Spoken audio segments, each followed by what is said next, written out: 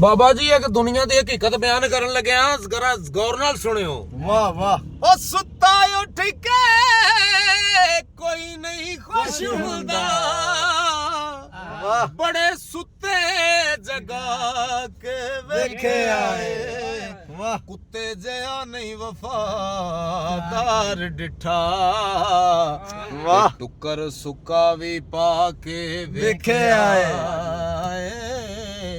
ਘਰ ਮਾਲਕ ਦਾ ਹਰਗਿਜ਼ ਨਹੀਂ ਛੱਡਦਾ, ਵਾਹ। ਉਹ ਬੜੀ ਵਾਰ ਤਰਾ ਕੇ ਵੇਖਿਆ ਏ।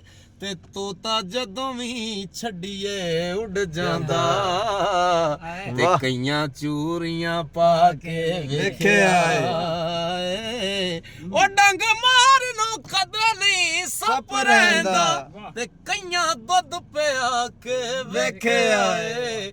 ਤੇ ਬਿਨਾ ਮਤਲਬੋਂ ਕੋਈ ਨਹੀਂ ਯਾਰ ਬਣ, ਉਹ ਬਿਨਾ ਮਤਲਬੋਂ ਕੋਈ ਨਹੀਂ ਯਾਰ ਬਣਦਾ, ਓਏ ਬੜੇ ਯਾਰ ਬਣਾ ਕੇ ਵੇਖਿਆ।